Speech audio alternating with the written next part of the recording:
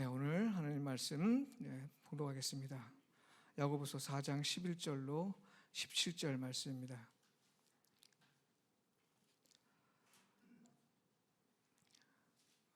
여러분과 같이 한 절씩 교독하겠습니다. 야고보서 4장 11절로 17절 말씀. 형제들아, 서로 비방하지 말라. 형제를 비방하는 자나 형제를 판단하는 자는 곧 율법을 비방하고 율법을 판단하는 것이라. 내가 만일 율법을 판단하면 율법의 준행자가 아니요 재판관이로다.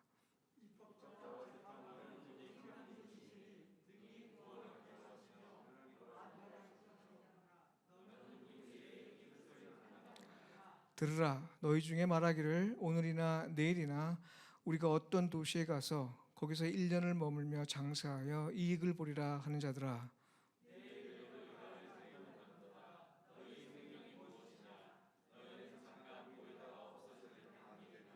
너희가 도리어 말하기를 주의 뜻이면 우리가 살기도 하고 이것이나 저것을 하리라 할 것이거늘.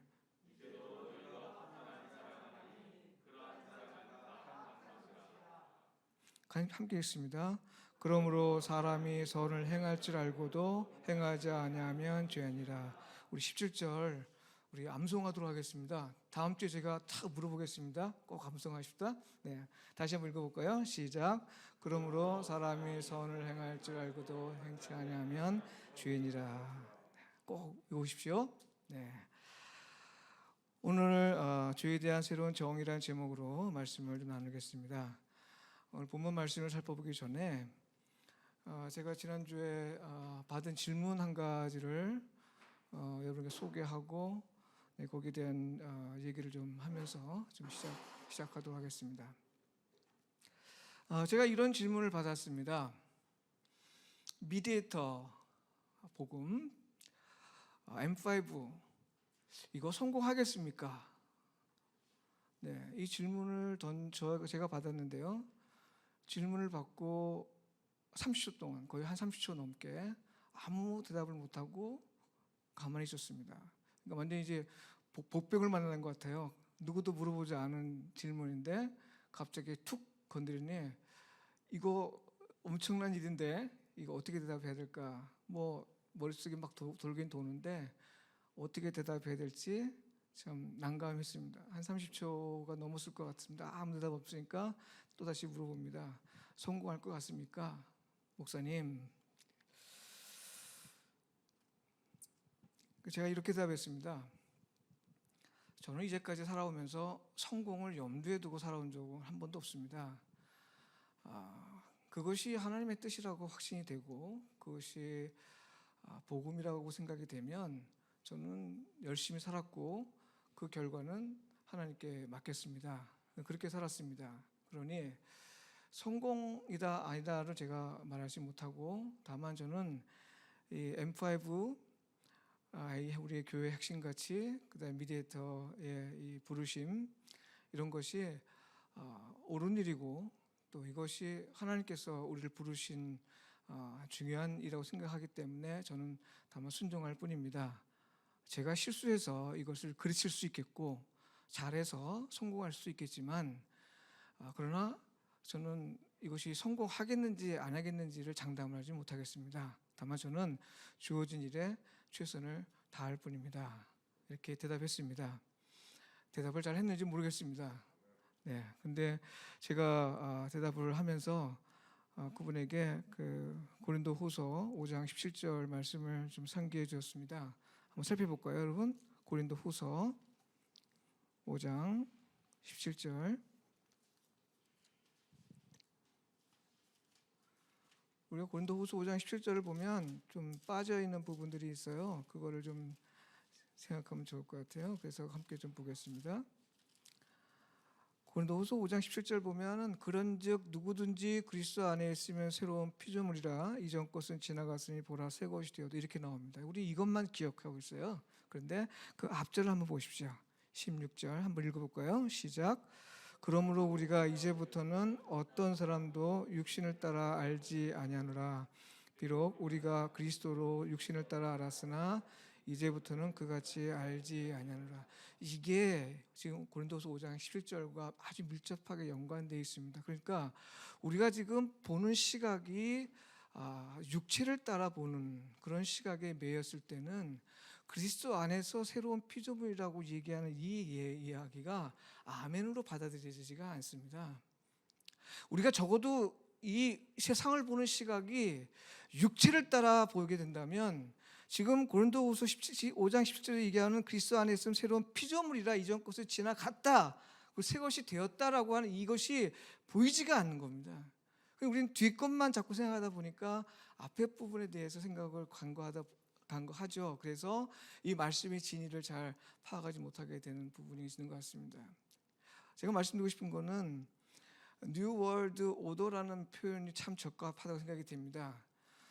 오늘 우리가 이 땅에 이 세상에 사는 것은 이 this world, 이 월드입니다. 그럼 우리가 바라보는 세상은 뉴 월드라고 볼 수 있겠는데요. 그 뉴 월드, 신세계, 새로운 세계의 질서가 어떤 것이냐라고 물어본다면 우리는 담대하게 M5를 얘기할 수 있을 거라고 생각이 돼요. 무슨 말씀입니까? 오늘 우리가 이 땅에 한번 살아간 걸 보면요, 지금 많은 석학들이, 많은 문화 이론가들이 얘기하면 이 땅의 문화는 지금 죽음의 문화라고 합니다. 죽음의 문화. 코로나 팬데믹으로 인해서 죽어가는 많은 사람도 있지만 그것뿐만 아니죠. 전쟁, 낙태, 엄청난 많은 이유 불문하고 지금 죽음을 조장하는 많은 일들이 있습니다. 실제로 생명을 살상하는 경우도 있겠지만 우리의 이름을 훼손하고 우리의 명예를 훼손하고 여러 가지 이 죽음에 해당되는 여러 가지 일들이 일어나는 그 문화를 조장하는 문화가 이 세상의 문화입니다. 바로 이 죽음의 문화가 있는 이 땅에서 우리가 생명을 외쳐야 된다는 것, 이거 새로운 세계로 향하는 우리의 길 아닐까요? 그렇죠? 생명이 그래서 중요한 겁니다. 그래서 우리가 핵심 가치로 삼은 거죠. 또 이 시대는 지금 거짓의 문화 아닙니까? 온갖 페이크 컬처가 아주 가득하잖아요. 너무 거짓이 난무합니다. 인터넷에 거짓 댓글 뉴스뿐만 아니라 이 신문조차들도 다 거짓으로, 방송조차도 거짓으로 포장이 되어 있는 이 시대에 우리가 지금 살고 있습니다. 바로 이 시대에 우리가 진리를 외치는 것, 그거 앞으로 우리가 나아갈 세상의 새로운 질서 아니겠습니까? 그렇죠? 또 이 땅에 한번 생각해 보십시오. 얼마나 많은 사람들이 서로 미워하고 서로 증오하고 서로 나뉘고 갈등하고 이런 것들이 언제나 많습니다. 너무 많아서 우리가 차마 입에 담지 못할 그 미움의 언어들, 저주의 언어들이 지금 쏟아내 붓고 있는 이 현실, 우리가 보는 현실 아니겠습니까? 바로 이 현실 속에서 우리가 사랑의 진리를 얘기하는 것, 그거 앞으로 우리가 나아갈 새로운 세계의 진리 아닌가요? 그 길 아니겠습니까? 네, 생명, 진리, 사랑은 이 시대에서 가장 우리가 지금 추구해야 될 것이다 라고 생각이 됩니다. 뿐만 아니라 지금 우리가 대선 이후도, 대선 이전부터 시작하지만 대선 이후에도 세상이 지금 다 갈라져 있지 않습니까? 여야 할 것 없이 누구를 지지했느냐 누구를 반대했느냐 상관없이 지금 둘로 나눠져 있습니다. 남북으로 나눠져 있고 여야가 나눠져 있고 젊은 세대와 노년 세대가 나눠져 있고 남여가 나눠져 있고 온통 분열과 갈등과 반목이 가득한 이 세상에서 서로가 자기가 옳다고 얘기하는 세상 아닙니까? 자기가 보는 것이 옳은 것이고 다른 사람들이 보는 것은 다 가짜고 잘못된 것이라고 판단하는 것이 지금 이 세상 아니에요. 바로 이때 우리가 이 통전 생명, 하나님께서 우리 세상을 보는 그 관점을 우리의 관점으로 삼겠다고 하는 그것이 이 세상에, 우리가 앞으로 나아갈 세상의 질서 아닐까요? 또 어디 그뿐이겠어요? 네. 바로 이러한 갈등과 반목과 분열과 미움과 저주가 가득한 이 세상에서 누구 하나 자기를 희생해서 그 불구덩이에 뛰어 들어가서 그들을 융합시키려고 하고 그들을 주님 앞으로 이끌려고 하는 바로 그 예수 그리스도의 모습이 우리 참 볼 수 없잖아요. 누가 그렇습니까? 다 자기 살겠다고 사고 자기 이해관계에 따라 살겠다고 하고 자기가 살고 싶은 대로 사는 것. 사사기의 말씀에 빗대어 드린다면 자기 소견에 옳은 대로 사는 세상이 바로 이 세상 아닌가요? 바로 이런 세상에서 우리가 미디에이터로서 예수 그리스도가 걸어갔던 그 길을 미디에이터로서 따라가겠다고 하는 것, 이게 지금 우리가 앞으로 뉴 월드, 우리가 바라보는 새로운 세상의 그 질서, 그거 아닌가요? 여러분, 앞으로 누군가 여러분에게 미디에이터 선고하겠습니까? 라고 물어보신다면, M5 선고하겠습니까? 물어본다면 여러분 뭐라고 대답할까요? 네, 아멘 하십시오. 네, 아멘. 뭔지 모르지만 하나님께서 우리를 새로운 세상의 질서로 이끌 것입니다. 네, 그렇게 대답하시면 됩니다. 네, 제가 한 주간에 이 문제로 좀 질문을 받고 고민을 했기 때문에 여러분과 함께 나눠봤습니다. 자, 오늘 야고보서 그 강의 계속 가는 중에서 오늘 11절 보면요, 여기서 뭐 비방하지 말고, 우리가 지난 시간 우리가 3장에서도 살펴본 대로 우리가 그 야고보서 기자가 지금 바라보는 그 교회 안에서 일어난 일입니다. 세상에서 일어난 일이 아니고요, 교회 안에서 서로가 서로를 비방하는 일이 있고 판단하는 일이 있다고 지금 얘기하고 있습니다. 근데 이것이 하지 말라고 하는데, 이게 앞에서는 하나님의 형상됨으로써 우리가 누구를 저주하거나 미워하지 않아야 된다라고 얘기했지만, 오늘은 조금 다른 이유를 들고 있어요. 비방하지 말라, 판단하지 말라고 하면서 어떤 근거를 두고 있냐면, 그것이 곧 율법을 비방하고 율법을 판단하는 일이다, 이렇게 얘기하고 있습니다. 여기서 율법은 하나님 말씀입니다. 하나님 말씀.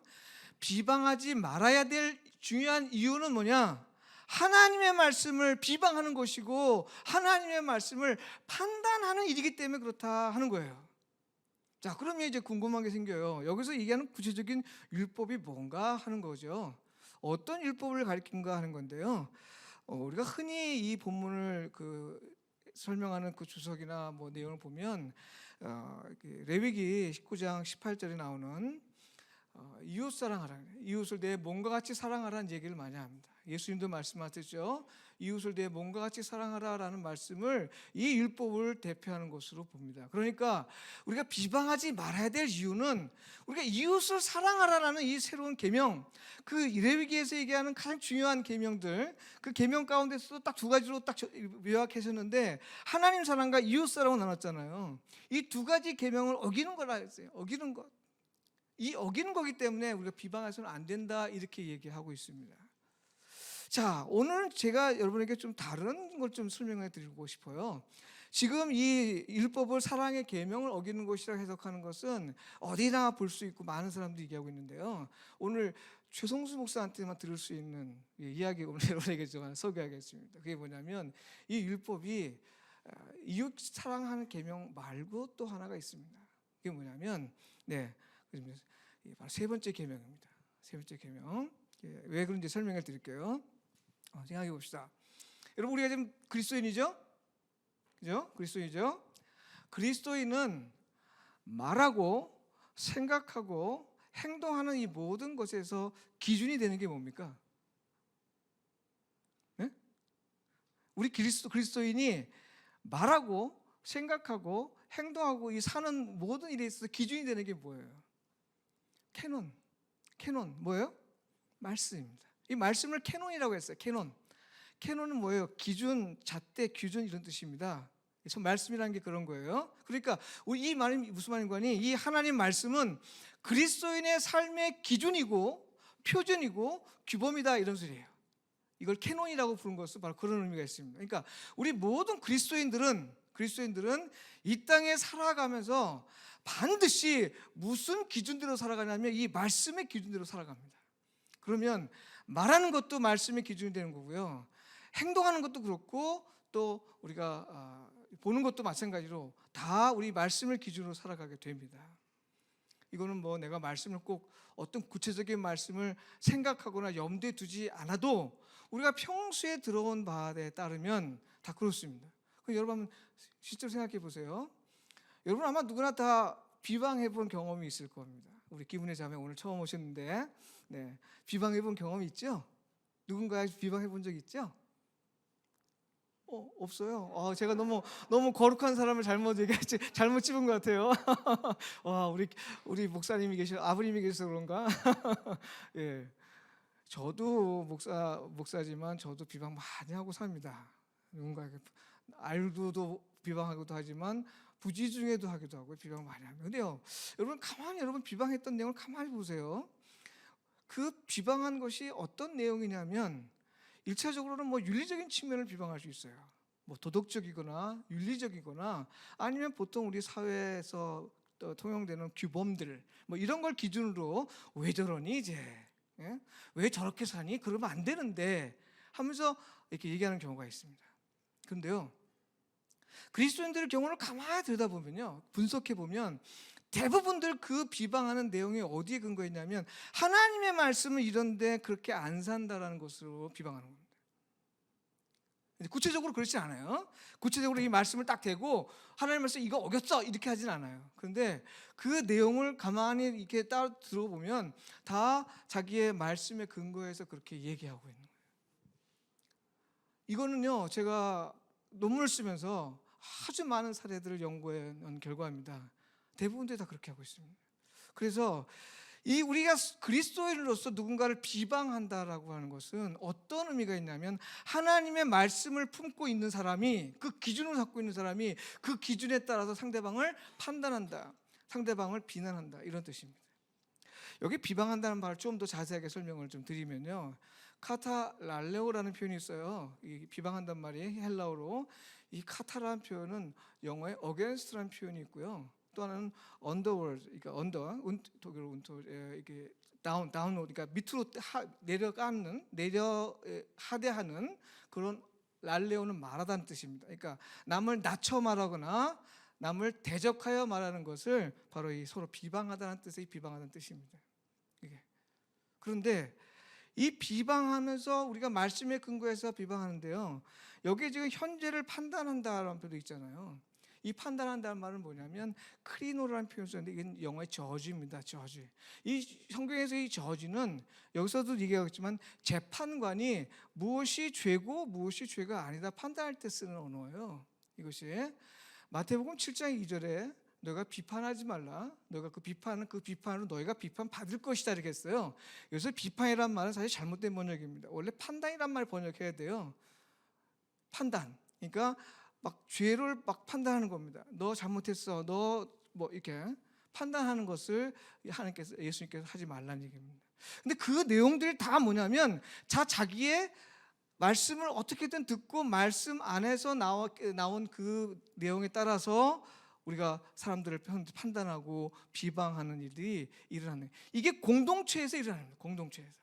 교회 바깥에서 일어나는 일이 아니라 공동체에서 일어나는 일은 다 말씀에 근거해서 하나님의 이름으로 뭐 대놓고 얘기하진 않아도 다 말씀에 근거해서 그렇게 비판하고 비방하고 판단하는 일들이 일어납니다.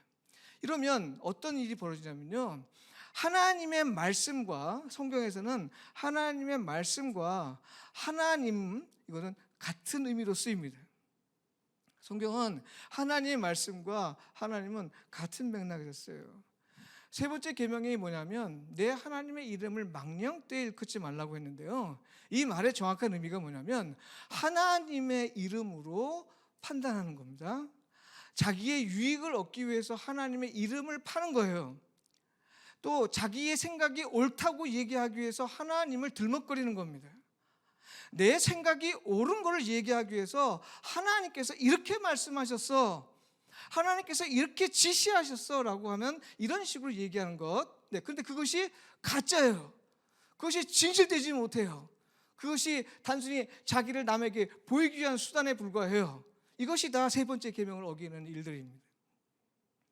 그러니 오늘 비방하지 말라, 판단하지 말라 이 얘기 가운데서 공동체에서 그런 일이 실제로 일어나고 있는 이 일은 어떤 일들이 실제로 하나님과 관계 속에서 일어나는 것이냐면 바로 하나님의 이름을 모욕하는 것이고 하나님의 이름으로 상대방을 저주하는 거나 마찬가지다. 이게 세 번째 계명을 어기는 아주 무서운 겁니다. 그래서 우리가 이웃 사랑하는 계명을 어기는 것이며 또 세 번째 계명을 어기는 것이기 때문에 우리가 서로 비방하지 않아야 합니다. 제가 지난번 3장을 말씀드릴 때 말씀드린 기억이 있습니다. 저는 목회하면서 가장 중요한 교회 안에서의 상호간의 덕목을 뭐라고 생각하냐면 남의 뒷말하지 않는 겁니다. 없는 자리에서 다른 사람에 대해서 비난하지 않는 것, 그걸 가장 중요하게 생각합니다. 그것이 왜냐하면 제가 세 번째 계명 때문에 그런 건데요, 아주 안 좋습니다. 아주 안 좋아요. 바로 그런 일들이 뒷말은 없는 데서 하지만 여기서 비방하는 것은 상대에 면전해 놓고 어게인스트, 대적하여 말하기도 하고 그 사람을 깎아내리기도 하고 하는 이런 일들이 일어났다는 건데요, 그것은 바로 율법을 판단하기 때문에 하지 마라, 하지 마라, 하지 마라. 여러분, 비방하면 참 재밌습니다. 여러분, 한번 장거리 여행할 때요, 누구를 딱 밥상에 한번 올려놓고 한번 이렇게 둘이 얘기하면서 가보세요. 시간 가는 줄 모르고 갑니다. 시간 가는 줄 모르고. 너무 흥분됩니다. 시간 가는 줄 모르고 도착해서 야, 다 왔네, 이렇게. 그만큼 중독성이 있습니다. 여러분, 절대 우리가 서로를 비방하지 않아야 되고요. 우리가 지난 시간에 설교 나눔 시간에 서로 나눴죠. 우리는 사랑의 공동체를 핵심 가치로 생각해야 됩니다. 사랑의 공동체. 이 사랑의 공동체에서 없어져야 될 가장 중요한 것, 바로 서로를 비방하는 일입니다. 비방하는 일. 절대 하지 맙시다. 절대. 우리 교회는 그런 일이 없을 거기 때문에 이걸 어떻게 적용해야 될까 이렇게 염려하실 분도 있겠지만요, 실제로 없기도 하겠지만 실제로 행해지고 있습니다. 그러니까 절대 여러분, 비방하려고 할 때 우리 한번 지난번 얘기했죠. 한번 따라해볼까요? 네, 누군가 비방하려고 하면 하면서 상대에게 한번 상기시켜주는 것도 괜찮은 것 같습니다. 네, 그 다음에 13절부터 11절로 이어지는 말씀은 이런 내용입니다. 어떤 사람이 장사를 합니다. 그래서 많은 이익을 기대합니다. 그래서 여기 가서 저기 가서 많은 이제 장사를 해서 이익을 내다. 그러니까 오늘은 하는 게 아니고요, 앞으로 내가 저 도시에 가서 돈 벌고 또 여기 가서 돈을 많이 벌겠다, 이렇게 이제 계획을 세운 겁니다. 그런데 정작 바로 눈앞에 펼쳐지고 있는 가난한 자들, 바로 눈앞에 바로 도움이 필요한 그런 사람들이 있어요. 바로 우리 눈앞에 도움이 필요한 사람, 나의 도움이 직접 필요한 사람들이 눈앞에 있는데 그 앞날을 생각하는 겁니다. 내가 앞으로 돈을 벌 거니까 지금은 조금 눈 감아. 지금은 조금 안 해도 괜찮아. 네. 과거에 이 성경의 모든 대부분의 죄는요, 무엇을 행했기 때문에, 그러니까 우상을 숭배했기 때문에, 살인했기 때문에, 하나님의 이름을 망령되이 일컬었기 때문에, 도적질했기 때문에, 간음했기 때문에, 탐욕했기 때문에 죄예요. 계명을 어기고 율법을 어긴 것이 죄예요. 그래서 죄란 뜻이 하마르티아라고 해서 관역을 쐈는데 관역에서 이게 비껴나간 것을 얘기합니다. 하나님 말씀에서 어긋나는 것, 이것을 가리켜서 죄라고 얘기했습니다. 죄.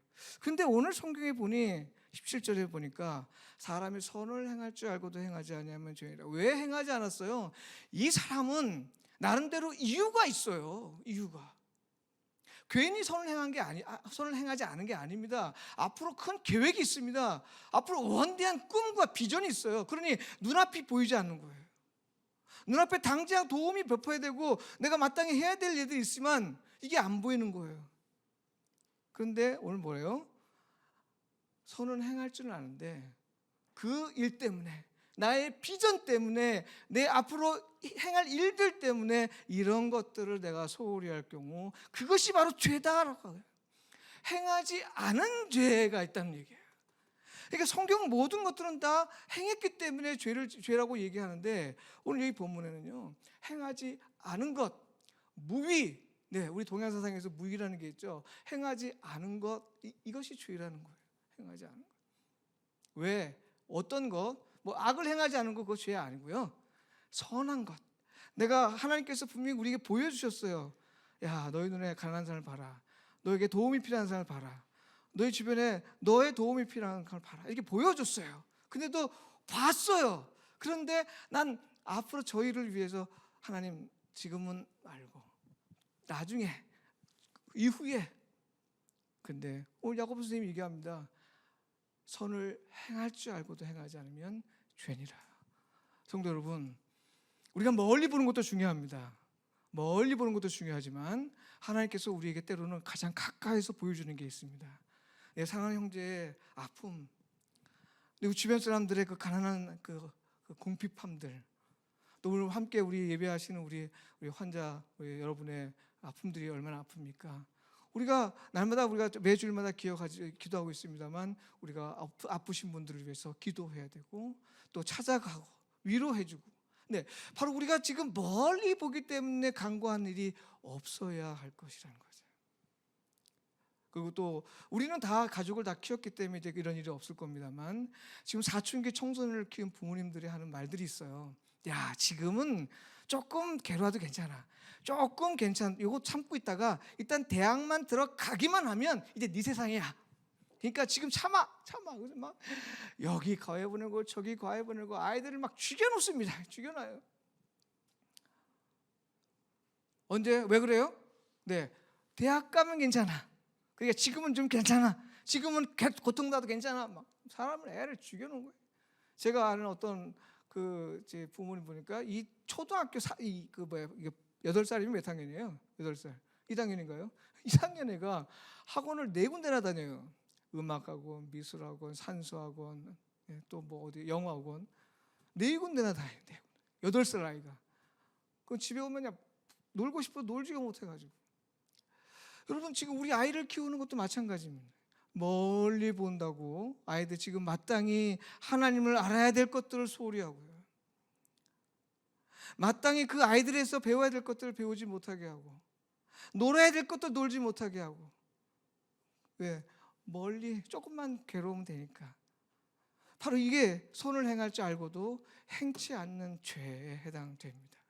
사랑하는 성도 여러분, 우리 미디에이터 교회는 원대한 꿈을 가지고 있습니다. 사실 그렇죠. 아까도 어느 분이 저에게 질문했듯이 성공하겠느냐, 정말 제가 설립 예배 때 눈물을 흘렸지 않습니까? 이거 생각하면 생각할수록 불가능한 일이라고 생각하는데 이 일을 맡았으니 얼마나 이게 참 이 하나님 때 매달릴 수밖에 없는지요. 막 눈물이 납니다. 그런데 아까도 말씀했지만 그 박스에 질문을 던져보니까 막막하더라고요. 과연 우리가 저 원대한 꿈을 할 수 있다라고 자신 있게 얘기해야 되는지, 어떻게 해야 되는지. 여러분, 그러나 미래적 꿈이 아주 원대하다도요, 지금 이 순간에 우리가 마땅히 해야 될 일들을 하나 둘 차곡차곡 해나간다면, 네, 하나님께서 어느 순간인가 우리에게 큰 은혜와 복을 내려주실 줄 믿습니다. 네, 그러니까 여러분, 너무 원대한 꿈이라고 해서 지레 겁을 먹고 지금 이 순간에 해야 될 걸 미루고 이러지 마시고요. 지금 해야 될 일들을 차근차근 해나가시면서 미디에이터를 향한 이 핵심가치 5가지를 아주 뉴 월드 오더로 생각하시고 새로운 세계에서 반드시 우리가 실천해 나갈 질서로 생각하셔서 그걸 꾸준히 하나씩 밟아 나간다면 어느샌가 우리가 미디에이터가 되어 있는 모습을 발견하게 될 줄로 믿습니다. 기도하겠습니다. 하나님 아버지, 오늘 우리를 불러주셔서 미디에이터 교회 성도가 되게 해주시고 또 이곳에 함께 주 앞에 예배하게 하시니 감사합니다. 우리가 이 공동체를 이루어나가는데 제가 기도한 대로 사랑의 공동체가 되길 원합니다.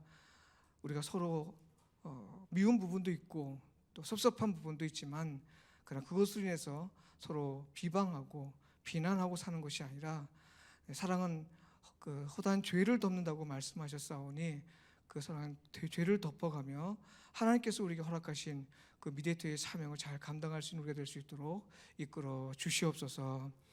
하나님, 저희들이 꿈은 크지만 그렇다고 해서 그것 때문에 우리가 당장 해야 될 일들을 게으르지 않도록 우리 눈을 밝혀주시고 당장 우리에게 필요한 일들이 무엇인지 보이게 해주신다면 그 일을 소홀히 여기지 않고 그 일을 감당해낼 수 있는 우리가 될 수 있도록 인도하여 주시옵소서. 예수님의 이름으로 기도하옵나이다. 아멘.